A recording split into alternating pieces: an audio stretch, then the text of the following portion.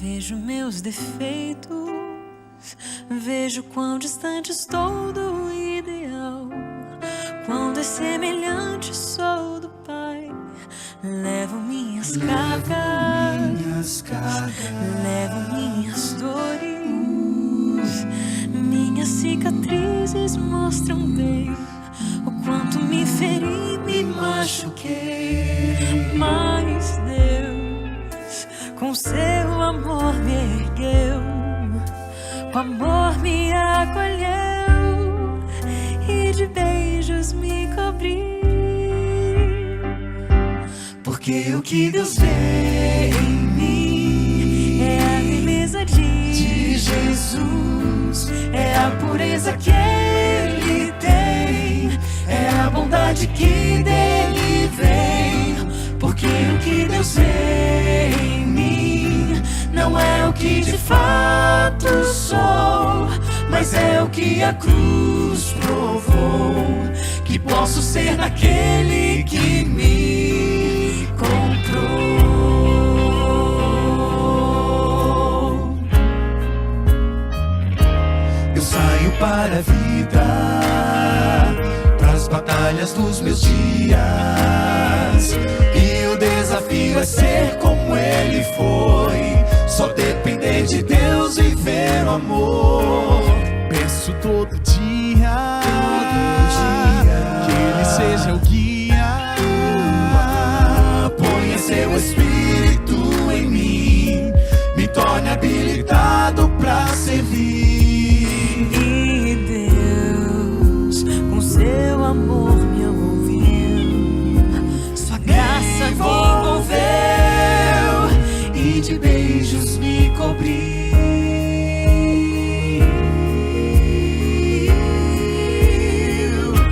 Porque o que Deus vê em mim é a beleza de Jesus, é a pureza que Ele tem, é a bondade que dele vem. Porque o que Deus vê em mim Não é o que de fato sou, mas é o que a cruz provou, que posso ser naquele que me comprou.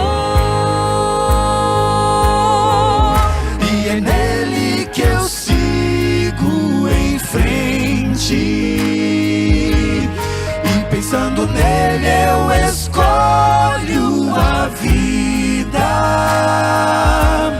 O caminho largo já não me seduz, vou andando no caminho estreito, esse é meu jeito, e Ele vai comigo. Sim, Ele vai comigo. Porque o que Deus vê em mim é a beleza de Jesus, é a pureza que Ele tem, é a bondade que dele vem. Porque o que Deus vê em mim Não é o que de fato sou, mas é o que a cruz provou, que posso ser naquele que me comprou. sigo então feliz a minha vida, Naquele que me comprou, com seu sangue me comprou. louvo seu nome.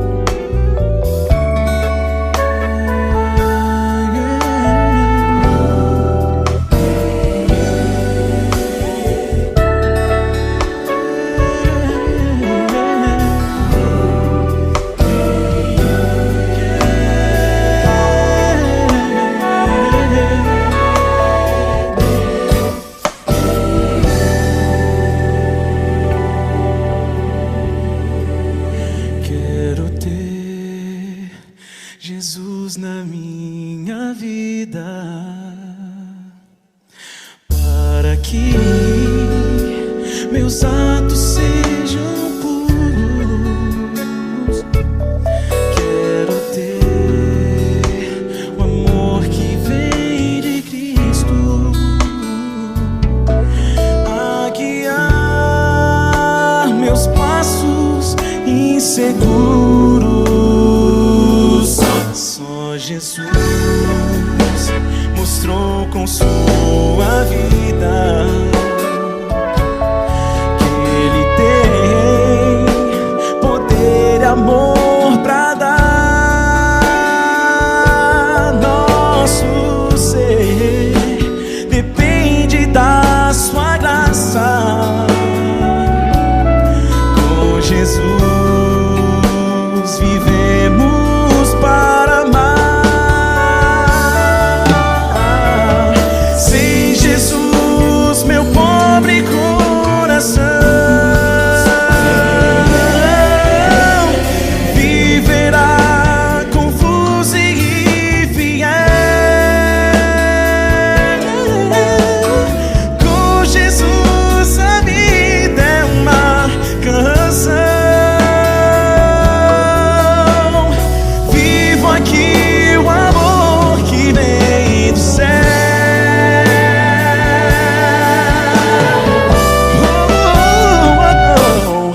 Quero ter Jesus na minha vida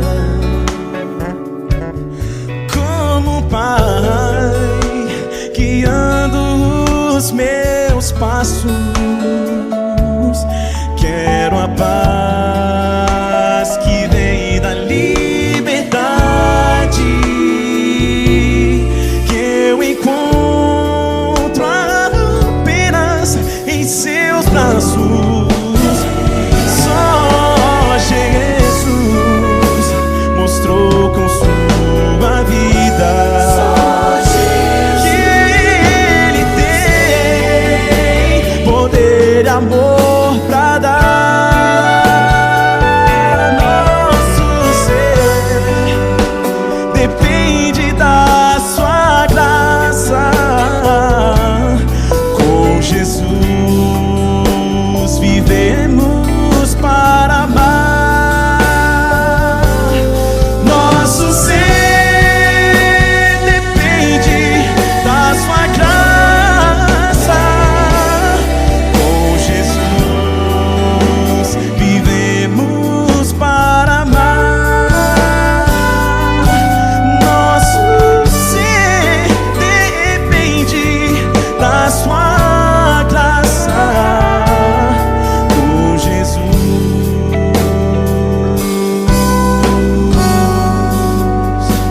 vivemos para amar.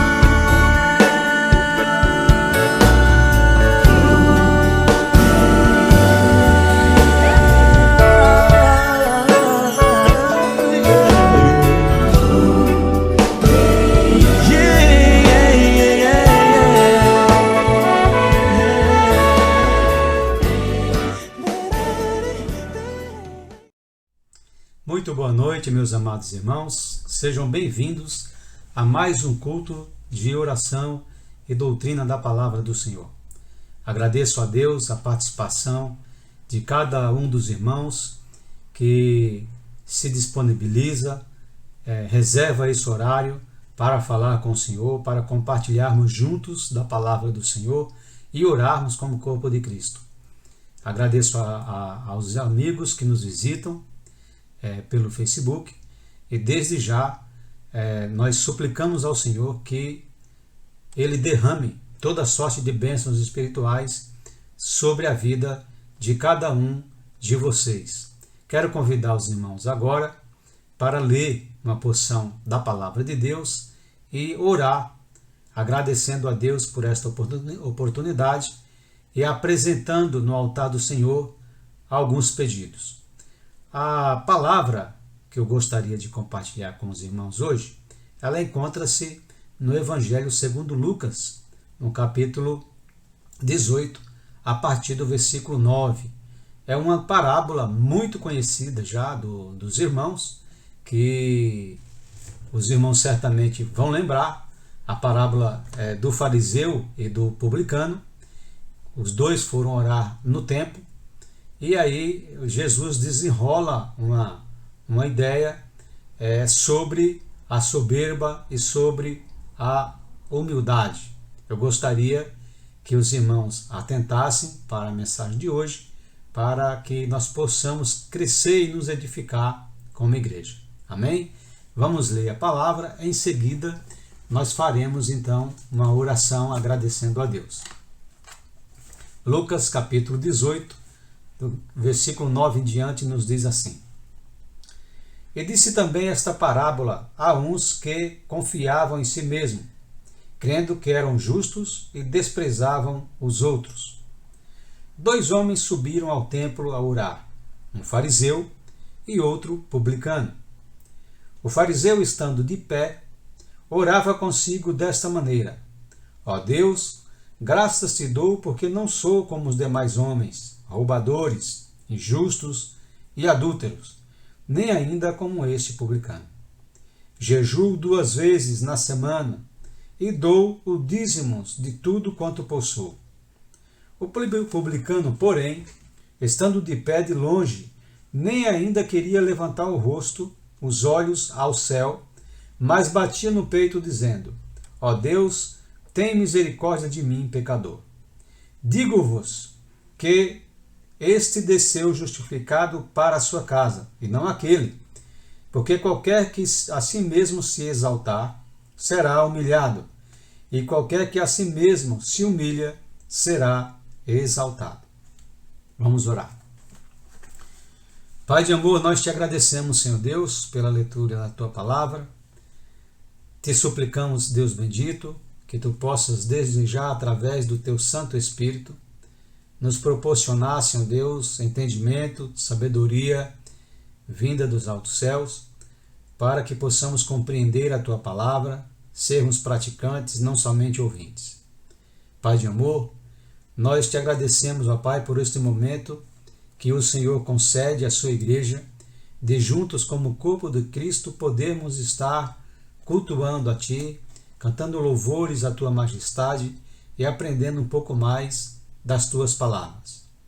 Pai de amor, nós te suplicamos pelos irmãos que encontram-se enfermos, acamados, por aquelas pessoas que estão infectadas com o vírus do coronavírus, e te pedimos, Pai amado, que o Senhor possa ter misericórdia de cada vida que encontra-se infectada.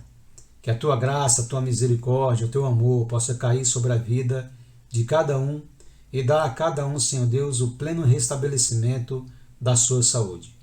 Abençoa, Senhor, os nossos irmãos idosos que não possuem condições de vir à igreja. Que eles possam, Senhor Deus, através da tua graça, acompanhar os cultos online, Senhor Deus, e se sentirem participantes do corpo de Cristo. Pai de amor, derrama a tua misericórdia sobre o Brasil, sobre o estado de São Paulo, sobre o mundo, Senhor, para que nós possamos conseguir vencer esta pandemia. Nos abençoa, Senhor, para que a reunião do teu povo presencialmente possa se tornar cada vez mais possível dentro, ó Pai, dos limites que são estabelecidos pela vigilância sanitária, pela lei, pelo Estado, e que nós possamos, ó Pai, como corpo de Cristo, retornar à tua casa de oração, para juntos, Senhor Deus, como grande família do Senhor, podermos te cultuar presencialmente, podermos, Senhor Deus, finalmente nos abraçar, nos jubilar por estarmos todos juntos.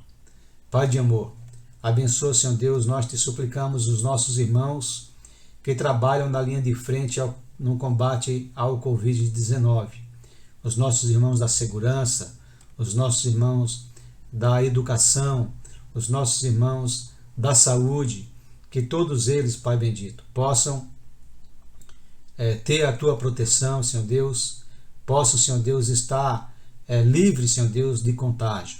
Senhor, que tu possas guardar os nossos irmãos em nome de Jesus. Pai de amor, abençoa as pessoas que estão nos ouvindo nesse instante e que eventualmente não sejam, Pai, crentes em Jesus. Senhor, que o Teu Santo Espírito possa sondar os seus corações, possa dar a oportunidade a cada um deles de se converterem ao nome do Teu Filho Jesus, assim como deu a cada um de nós.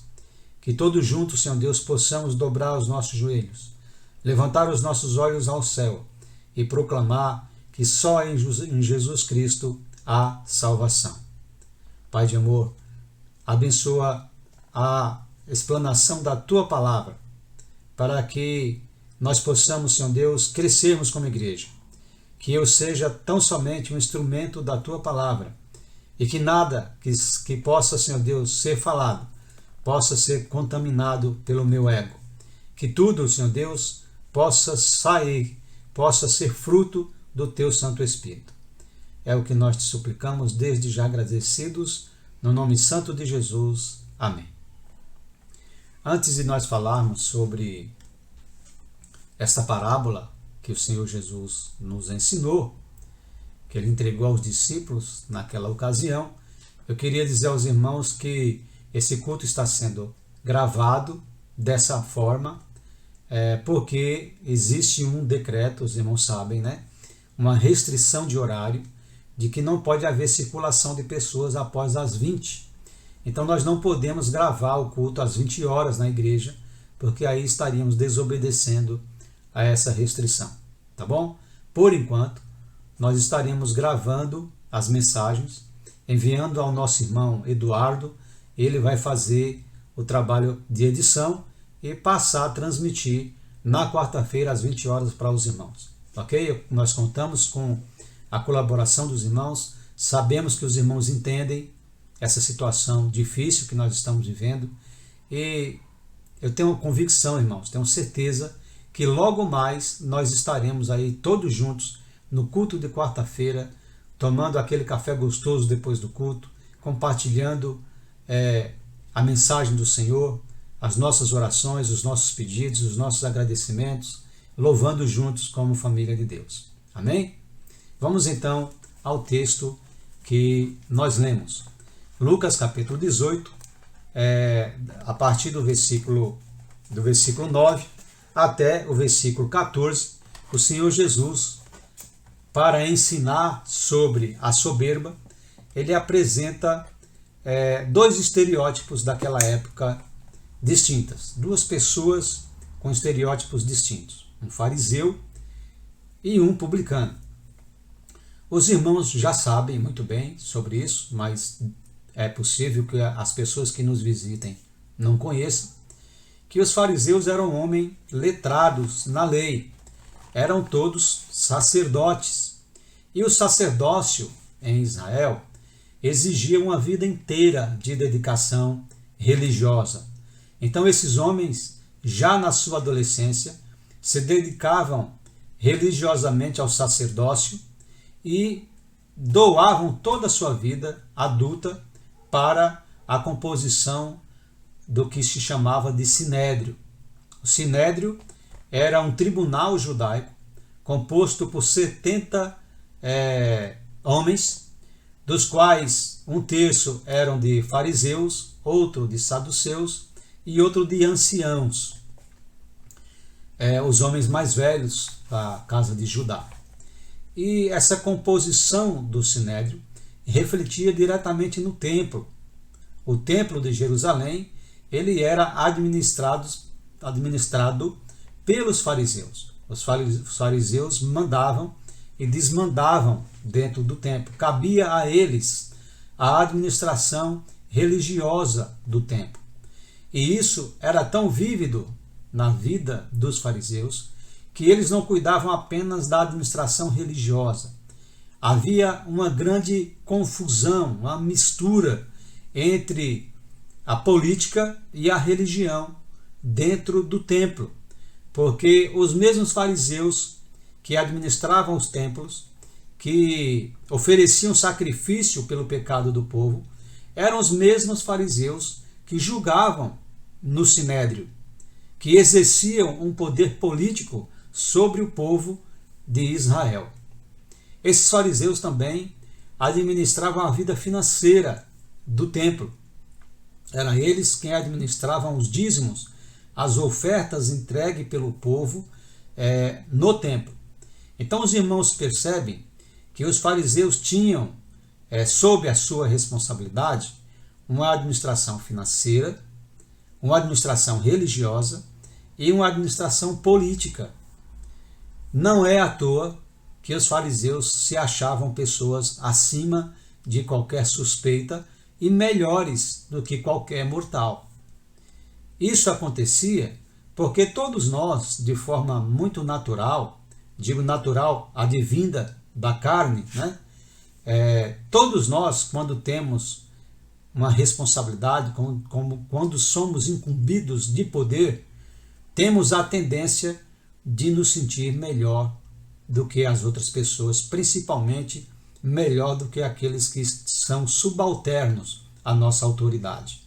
Isso é ruim, isso é muito triste, porque denota, em última análise, que nós não temos condições de liderar. O líder, para ser um líder, ele não precisa ser um ditador. Aliás, um líder que é um ditador, ele não é um líder. Ele é um narcisista. O que nós precisamos entender é que o fariseu se colocava numa posição de superioridade. E o fariseu, na sua oração, de acordo com Jesus Cristo, ele demonstra e ele manifesta a Deus as suas qualidades, como se Deus não conhecesse a sua rotina, como se Deus não conhecesse a sua história. Isso porque toda pessoa soberba, toda pessoa que é embriagada pelo poder, ela faz questão de mostrar a si e aos outros aquele poder que ela possui. Por isso que ele diz no versículo 10, parte B, o seguinte: ó Deus, graças te dou, porque não sou como os demais homens, roubadores, injustos e adúlteros, nem ainda como este publicano.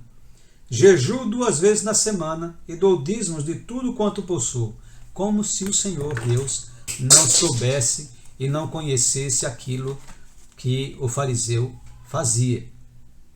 Todas as pessoas, de uma forma geral, que são soberbas, elas gostam de mostrar aquilo que elas têm, aquilo que elas são, porque se elas não recebem aplausos, elas não ficarão satisfeitas. E a soberba não será alimentada, porque o fomento da soberba são os aplausos. Ao contrário disso, de uma forma bastante extremista, Jesus apresenta o estereótipo do publicano.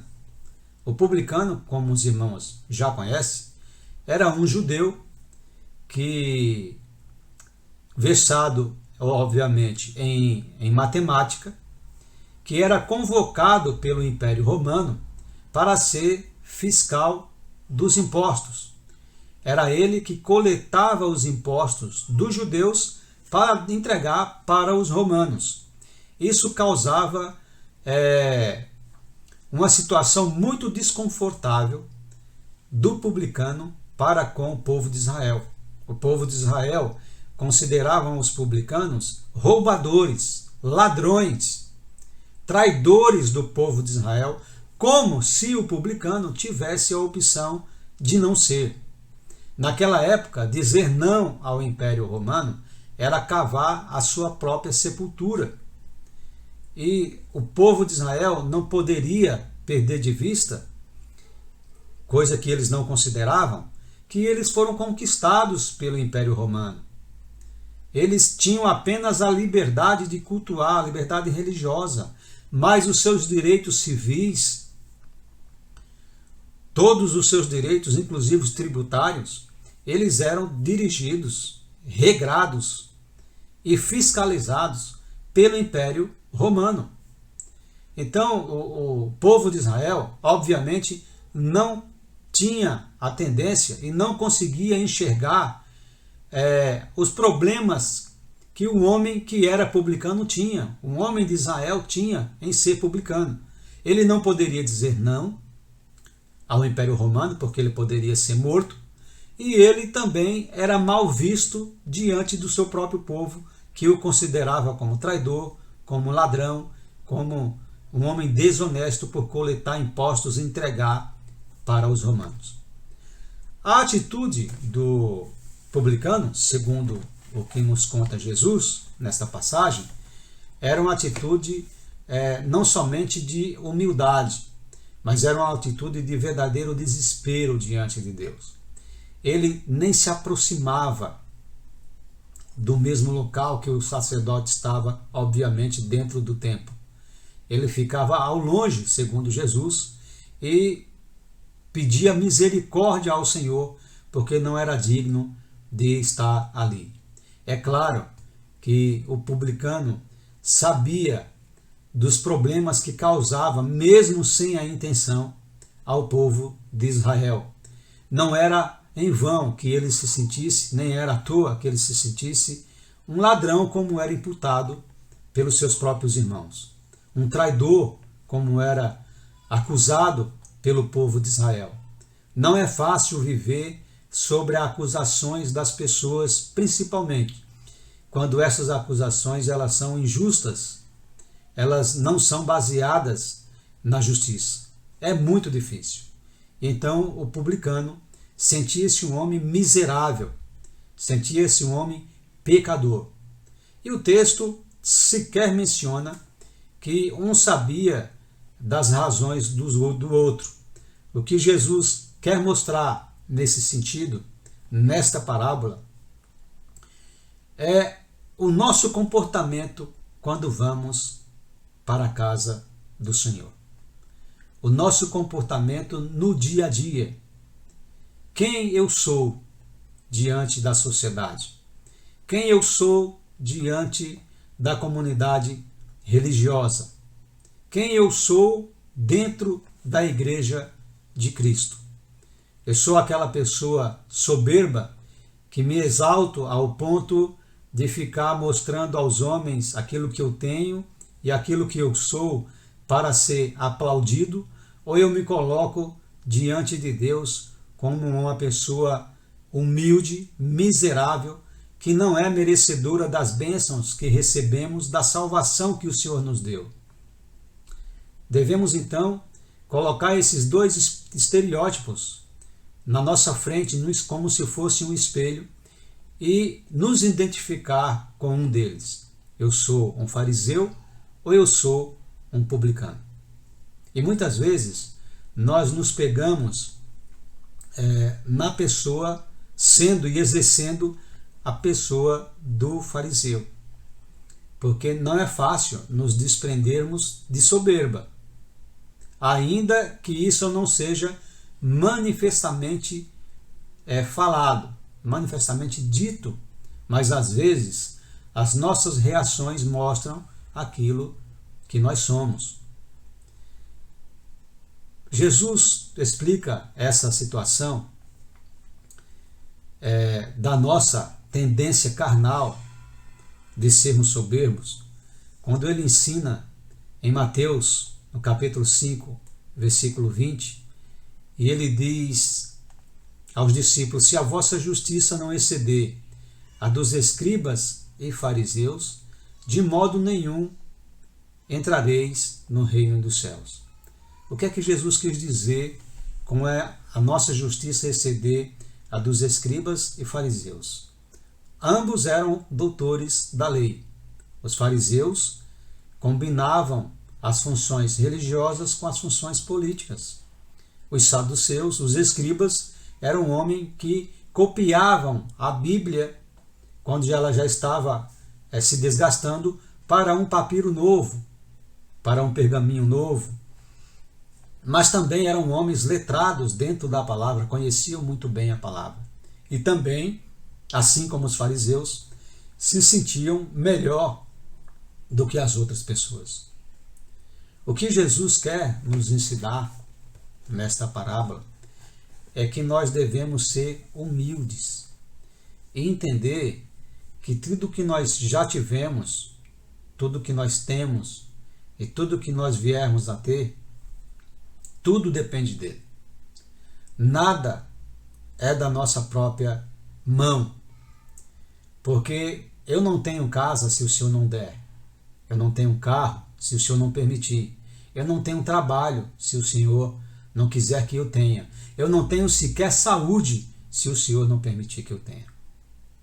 E muitas vezes nós nos encontramos numa situação de achar que o emprego que eu tenho é pela minha vasta sabedoria.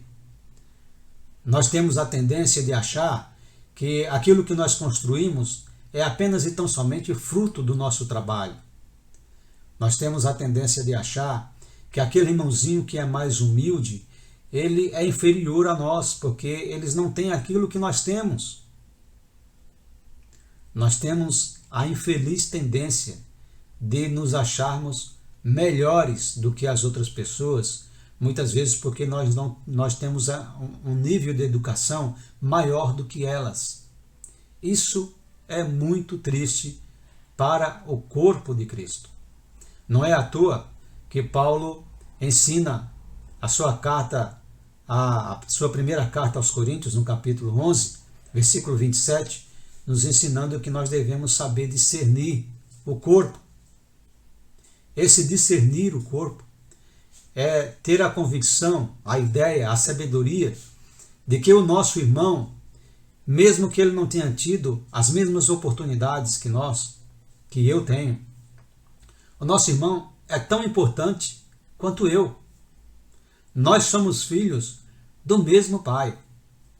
Quando nós nos colocamos numa posição de superioridade, é como se nós quiséssemos mostrar a Deus que aquele irmãozinho mais humilde, ele está ali pela misericórdia de Deus, e eu estou pelo meu mérito, quando na verdade todos nós estamos porque o Senhor derramou a sua graça sobre nossa vida. Nós não somos salvos porque somos melhores. Aliás, Paulo diz lá em Efésios 2, 8 e 9, que a salvação é pela graça. Não vem das obras para que ninguém se glorie. Então não adianta, meus irmãos, eu ser pastor e me achar melhor do que o meu irmãozinho que serve a ceia. Não adianta eu ter uma casa própria e me achar melhor do que o meu irmão que paga aluguel, porque eu não sou melhor que ele. Nós tivemos apenas oportunidades diferentes. E aí cada um aproveita a sua oportunidade como lhe apraz. Mas diante de Deus nós somos todos iguais. E todas as vezes que eu entro no templo, que eu vou na casa de oração, ou que eu dobro o meu joelho e revelo a Deus, mesmo que ocultamente, mesmo que apenas no meu pensamento, sem verbalizar uma palavra, que eu sou melhor do que o meu irmão, eu estou pecando. E o Senhor não vai receber o nosso culto. O Senhor não vai receber a nossa oração.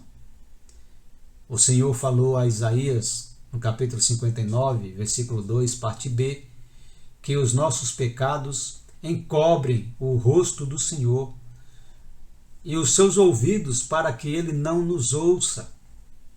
Então, quando nos sentimos melhores do que as outras pessoas, quando cometemos o erro de apontar para a vida de alguém, o Senhor não está nos ouvindo. Aquela oração nos saiu do teto do nosso quarto. Pense nessas palavras, meus amados irmãos. Vamos parar para meditar mais sobre o nosso comportamento como cristão, sobre como eu tenho sido com os meus irmãos, como eu tenho me julgado diante dos meus irmãos, como eu tenho tratado os meus irmãos. Isso é muito importante.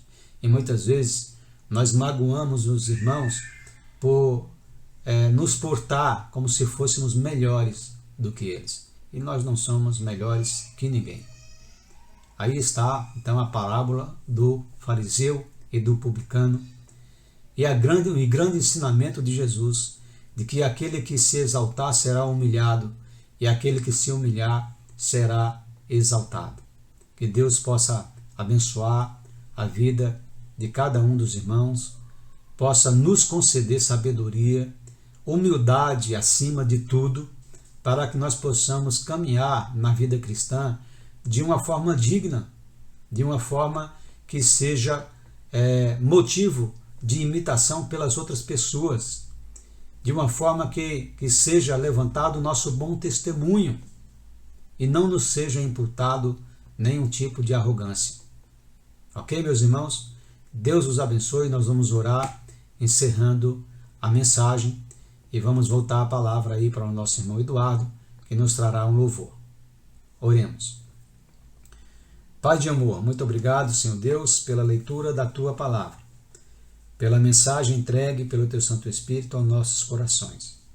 Que nós possamos, Senhor Deus, nos portar como crentes em Jesus Cristo, como participantes de um mesmo corpo, e procurar, Senhor Deus, evitar a soberba, procurar, Senhor Deus, exercitar a humildade e enxergar que na vida cristã, no meio da comunidade cristã, todos são iguais perante Ti. Todos são importantes para o Teu reino. Não há melhor, não há maior. Há apenas membros de um mesmo corpo. Continua, Senhor Deus, abençoando os nossos irmãos que estão em casa, para que todos nós possamos ter a oportunidade de estarmos juntos, louvando o Teu nome de forma presencial, Senhor. Nos abençoa, Senhor Deus, para que o restante da nossa semana seja uma semana abençoada e abençoadora. É o que nós Te suplicamos, desde já agradecidos, no nome santo do nosso Senhor Jesus Cristo.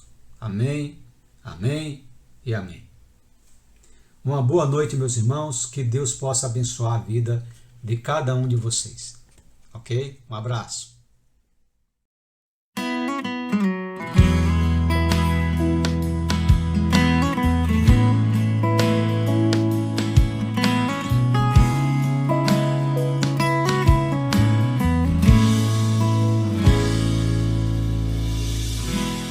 Coração partido outra vez, disfarçando a culpa de um erro que foi meu. Porque parece tão difícil ouvir Tua voz, pressionado pela indecisão, prefiro resolver com minhas próprias mãos. Porque é sempre tão fácil me deixar levar por essa velha mania de achar que eu sei mais que um Deus que me criou e me conhece antes mesmo de eu existir.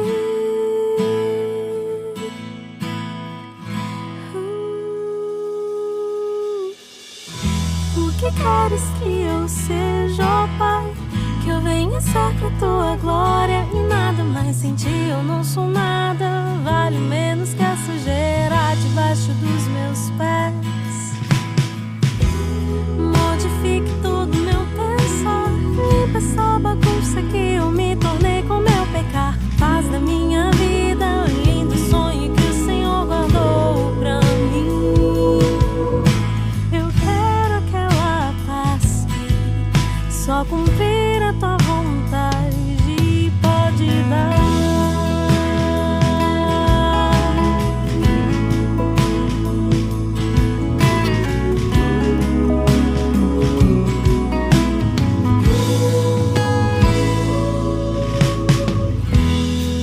Deixo de lado minha opinião, desfaleço meu orgulho e me coloco em Tuas mãos. Percebo que é possível ouvir